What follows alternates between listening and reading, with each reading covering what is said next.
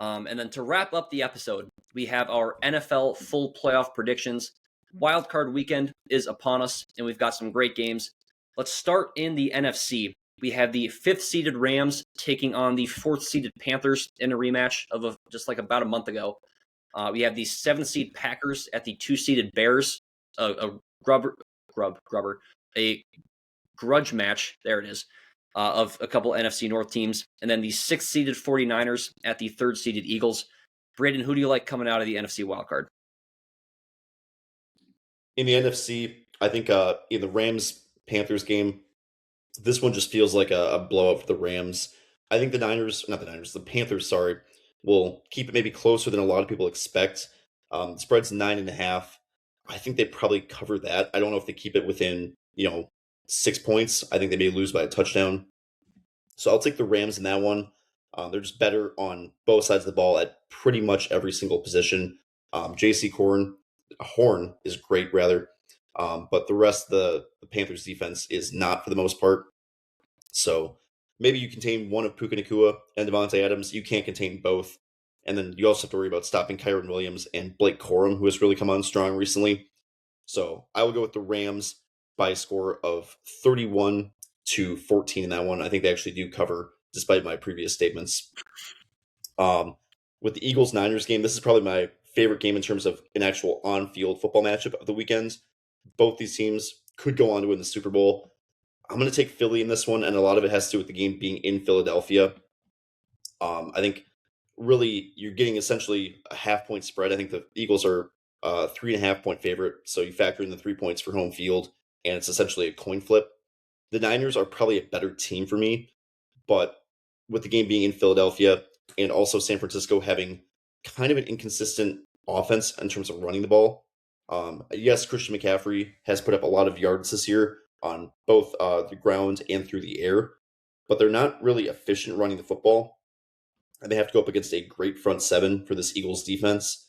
And then additionally, San Francisco allows the 25th most, they allow the 25th fewest, so like the 8th most passing yards per game. It's not a major concern with Jalen Hurts, but when Jalen Hurts beats you with his arm, the Eagles are unstoppable. We saw that early in the season with our Minnesota Vikings. Jalen Hurts was unbelievably good as a passer in that game, and the Eagles put up 30-something points. So if that happens, it's wraps for San Francisco. And finally, in the Packers-Bears game, I'm still kind of thinking the Bears are a little bit of a fraud. They always seem to play right to the level of their competition. They have 8 of their 11 wins by 1 possession. And as a fan of the 2022 Minnesota Vikings, who had 13 wins, 11 of which were by 1 possession, and then lost to the Giants in the wild card, I can attest to this being a bad thing come playoff time. The Bears and Packers split the regular season series, but it took a lot for the Bears to win their game. First, Jordan Love had to go down, and then the Bears had to recover an onside kick and then score a touchdown, and they did end up winning the game in overtime. So obviously you can't fault them for winning, but there is a little bit of flukiness involved in that, which seems to be a theme for the Bears. They also played their starters last week to ensure they'd get the 2 seed, lost to Detroit at home anyways, got bailed out by the Eagles, starting Tanner McKee and a bunch of backups against the Commanders and losing. Packers rested their starters against Minnesota. I think that makes a difference, so I will take the Packers in that one. And I've got very little to add. I've got all the picks the same way you do. I think the Packers just have a little bit more playoff experience as well. And if Jordan Love doesn't get hurt in that second matchup, I don't know if Chicago wins. So I think the Bears, fantastic team this year, great story, but I think the Packers get this one done. I think the Rams comfortably beat the Panthers. I'm surprised that they lost that matchup the first time around. I think Stafford is going to be ready to go. I think this Panthers team is just too inexperienced, too young to really be able to compete in this game. So I'll take the Rams there. And then, like you said, with the Eagles 49ers, this is probably the game I'm most looking forward to. I went back and forth on this one, but like you said, I think the Eagles being at home makes a big difference in this one. And we've seen Brock Purdy have some great moments and then really struggle at other times. I think this could be one of those games where he really struggles. So I will take the Eagles to win that one in a relatively low-scoring game. Moving over to the AFC wildcard, we have the 6th-seeded Bills at the 3rd-seeded Jaguars, the 7th-seeded Chargers at the 2-seeded New England Patriots, and then the 5th-seeded Texans at the 4th-seeded Steelers. Braden, how do you got this AFC wildcard shaping up? Starting off with the first game from the AFC side of things, Jags Bills. The Jaguars are better pretty much everywhere besides quarterback and running back, and it's not like Trevor Lawrence and Travis Etienne are slouches. Trevor Lawrence has arguably played at an MVP level over the past 2 months or so for Jacksonville, conveniently right as I traded him away in the one dynasty league where I had him rostered. Thank you for that, by the way. Yeah, you're welcome. I enjoyed all, 2 games of Sam Laporta before he hit IR, but I won the chip. That's all that matters. Back to this game in hand. The Bills are actually a slight favorite on the road, which is a little bit surprising to me. I get they have Josh Allen. I wanted to pick them originally. I did switch to the Jags. I think the overall roster talent is too much in favor of Jacksonville to justify going with the quarterback advantage with the Buffalo Bills. So I'll take the Jags in that one. I think the game will be close. Then with the Texans-Steelers game, I think that Pittsburgh, I don't trust enough to put together a complete game on both sides of the ball against a red-hot Texans team. I think they've won, I want to say 9 in a row. Still didn't win the AFC South because Jacksonville's been amazingly good as well, but the Texans are on another level right now. They might be the best team in the NFL going into the postseason.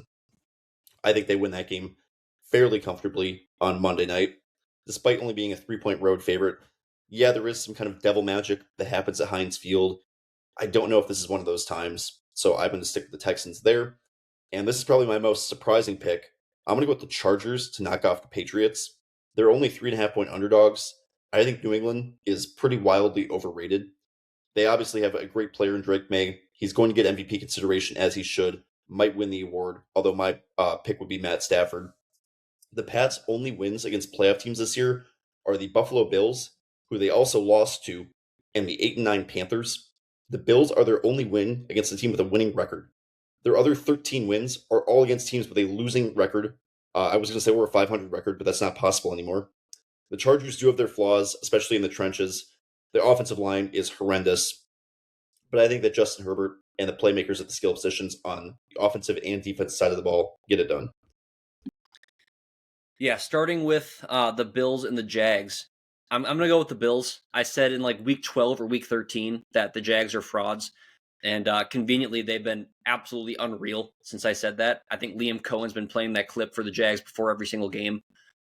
So they've been fantastic.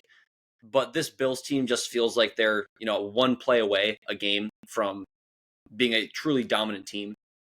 They have the playoff experience with Josh Allen.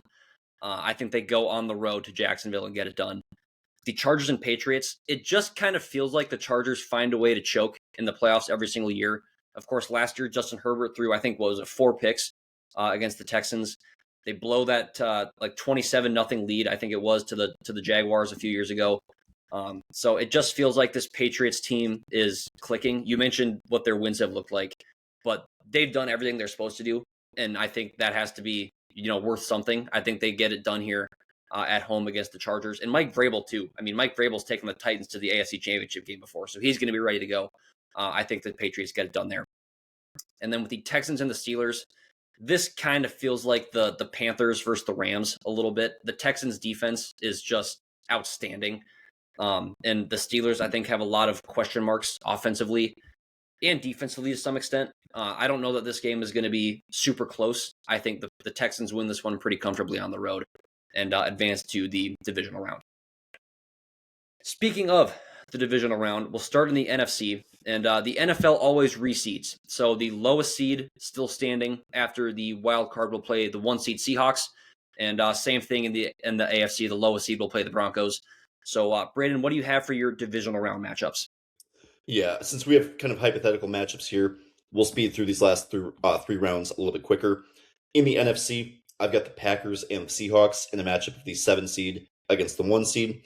And then I have the 5-seeded Rams against the 3-seeded Eagles. I'm actually going to take the road teams in both of these matchups. I don't believe enough in Seattle's offense to knock off Green Bay. I think Sam Darnold has kind of gotten a little bit overrated once again. His last 9 games, he has 9 touchdown passes and 9 interceptions. The Seattle passing room, or I guess receiving room, has basically just Jackson Smith and Jigba, and sometimes AJ Barner. Cooper Kupp is pretty much a non-factor. The running backs don't get a ton of passing volume. And Rashid Shaheed is good for like one catch a game, and they just don't throw him the ball the rest of the game, which is mind-boggling. Because I think he should be used more, as evidenced by the Rams game. But I digress. I think the Packers' defense is going to be equipped to stop the Seattle rushing attack, which is really the strength of this team. Seattle runs it, I think, at the highest rate in the NFL. Put up 180 yards on 39 carries against San Francisco last Saturday night to clinch the 1 seed. I think Green Bay, yes, they've struggled a little bit recently with no Micah Parsons, but that's more, I think, on the passing side of things than the rushing side of things. Their interior defensive line has still been solid for the most part. So I would take Green Bay there. And then with Rams, Eagles, this comes down to which quarterback do I trust more. Both of these offenses have great skill position players around the quarterback. Both defenses are very good. The offensive lines are pretty solid as well. Yes, both offensive lines have been a little bit inconsistent. I think the Eagles will be better with Lane Johnson back, but I will take Matt Stafford to knock off Jalen Hurts here. Well, yeah, we have the same matchups and different results, funny enough, for both games. I'm going to take the Seahawks over the Packers. I just don't trust Jordan Love enough to pick them to go into Seattle and knock them off. If you remember last year's, I think it was the wild card round against the Eagles, he threw for like 3 picks. And albeit this is a different year, different team, but I think the Seahawks defense is just going to shut them down. They just held the Niners to 3 points last weekend in a battle for the 1 seed. So I think they're ready to go. And even if Sam Darnold is not at what we expected him to be, I think this run game is really starting to get things going in the last couple of weeks. Both Kenneth Walker and Zach Charbonnet have really started to turn things on. So I think they're clicking at the right time. I think if Sam Darnold does enough as a game manager, this game will fall right into the Seahawks' hands. So I'm going to take Seattle. And then with the Eagles and the Rams, a rematch from week 3. The Eagles won, I think, 33-26. This, to me, both of these teams have a ton of playoff experience. Of course, the Rams won a title a few years ago. The Eagles won last year. I think the Eagles, when you evaluate their roster top to bottom, I think they have a slight edge defensively, especially. And I think that's what's going to be the difference. Matt Stafford has really kind of struggled a little bit the last few weeks. And I think that might be, one costly interception late in the game could make the difference in this one. I expect it to be very, very close, possibly even a game that's decided by a single point. But I think the Eagles get it done at home. And that home factor is really what's putting it over the top for me. So I'll take the Eagles to narrowly knock off the Rams, who at one point this year looked like the clear title favorite. And then moving over to the AFC divisional round, Braden, what do you got here? Yeah, I've got the same seeding matchups, funnily enough. I have the 7-seed Chargers and the 1-seeded Broncos, and then the 5-seeded Texans and the 3-seeded Jaguars. I've really gone back and forth in this Chargers-Broncos game. I think I'm going to go with Denver as much as I want to pick the LA Chargers here. In fact, in my notes, I actually do have the Chargers, but I'm making a last-minute audible here. I don't trust Bo Nix a lot, but I think at the same time, this Denver defense is going to expose this LA offensive line, where Justin Herbert will literally have to be perfect if the Chargers want to win this game. I believe he can be extremely good. I don't think Justin Herbert can be perfect multiple games in a row, which is probably what it's going to take. So I'll take Denver to win that one in a game I assume would be pretty close. And then I will also take the 5th-seeded Texans to knock off the 3-seeded Jags in Jacksonville. Like I mentioned earlier, Texans are the hottest team in the NFL for a reason. I don't see any team stopping them, at least in the first 2 rounds. Yeah, I have the 6th-seeded Bills at the number 1 Broncos. Actually, a rematch of last year's postseason where the Bills came out on top. I think that was a 2-7 matchup where the Bills were hosting. But same thing as you, I don't fully trust Bo Nix in a game like this, so I'm going to take the Bills. Their one true weakness on defense is their running game, and if J.K. Dobbins was still healthy, I would probably take the Broncos in this one. But R.J. Harvey, I think, is a better receiver than he is a running back. And there's a lot of athleticism and versatility in this Bills linebacker group. I think they match up very, very well with this Broncos offense. And I think they would be able to do just enough offensively to score on this, what is probably the best defense in the NFL. So I will take the Bills in a low-scoring game. And then the 5th-seeded Texans at the 2nd-seeded Patriots. I have for the 3rd straight year the Texans losing in the divisional round. I think the Patriots are just a phenomenal football team. I mean, Mike Vrabel, I mentioned, is one of the best coaches in the NFL. Probably should win Coach of the Year, going 14-3 in his first year with New England. And I think this is probably another low-scoring game with how good both these defenses are. But you got probably the MVP frontrunner in Drake May. I think he does just enough to get a late fourth quarter score and put the Patriots on top over the Texans. And then the NFC Championship, Braden, what do you got? In the NFC Championship, I've got the Rams hosting against the 7-seeded Green Bay Packers. I'm going to take the Rams here. You mentioned that they were thought about as the Super Bowl favorite for a while. In my mind, they kind of still might be. So I'm going to take the Rams. I think they're more complete, especially without Micah Parsons available for Green Bay. And then in the AFC, I've got the 5th-seeded Texans traveling to Denver to take on the 1-seeded Broncos. I'm going to take Houston here. Like I mentioned, great on both sides of the ball for the last 2.5 months. I trust CJ Stroud more than I trust Bo Nix. So I'm going to go with the Texans to continue what a lot of people would probably call a shocking-ish run. And yeah, the common theme for me in these playoffs is the defenses. My NFC Championship, I have the 3-seeded Eagles at the 1-seeded Seahawks. Going into Seattle with that defense is going to be an extremely tough task for any team. And the Eagles, as good as they have been, I think they have more weaknesses offensively than Seattle does. Even if Sam Darnold doesn't play his best game, I think if you make Jalen Hurts beat you with his arm, that's where good things happen if you're a defense. And I think that's exactly what would happen. I think the Seahawks do just enough to get this one done in what would probably be another pretty low-scoring game. So I will take Seattle to come out of the NFC as the 1 seed. And then in my AFC Championship, I have another grudge match between the Bills and the Patriots. This would be an awesome game. Second time around in New England. I'm going to take the Patriots. Like, I just, even though it's the bad teams they're playing, like, they're just beating the snot out of them. And Drake May has been fantastic. The defense has been fantastic. Travion Henderson and Ramondre Stevenson have been a fantastic 1-2 punch the second half of the year. They don't have a ton of difference makers at receiver and tight end, but they're kind of like the Bills in that sense. Like, they just have a bunch of guys who can do the job with the right matchup, and that's exactly what they can do. Stephon Diggs has been a true wide receiver 1 the past few weeks, and going against his former team in the AFC Championship, he'd be ready to go. So I'm going to take the Patriots to win. I think they would get it done by probably about a field goal, maybe a touchdown, but probably another pretty close game. And then, Braden, who do you have as your Super Bowl champion? Yeah, the Super Bowl, I've got Texans-Rams, both 5 seeds here. I'm going to take the Texans to win it. I know that winning, 13 straight games in a row would be a very difficult thing to do. I think this Texans team is equipped to do it. I love their defensive line. I think Danielle Hunter and Will Anderson are unsung heroes that should be getting a lot more Defensive Player of the Year consideration than they actually are. I would probably think that one of them would be like my personal Super Bowl MVP, but my official Super Bowl MVP pick is going to be CJ Stroud because 95% of the time it goes to the quarterback. And I think CJ Stroud will have a good game against a Rams defense that has been up and down against opposing passers a lot of the year. And yeah, my Super Bowl, I've got the Seahawks and the Patriots, 2 teams who a lot of people think are possibly fraudulent. So very, very decent chance that neither of these teams get this far.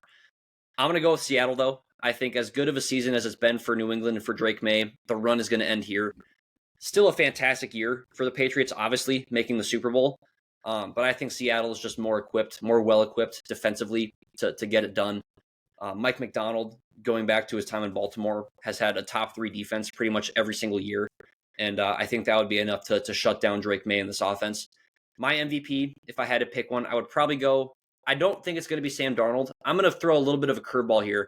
I'm going to say it's Zach Charbonnet. He has kind of emerged as the Seahawks RB1 the past few weeks. And I think he's going to continue his hot streak into the postseason in the Super Bowl. So I will say Zach Charbonnet gets the Super Bowl MVP.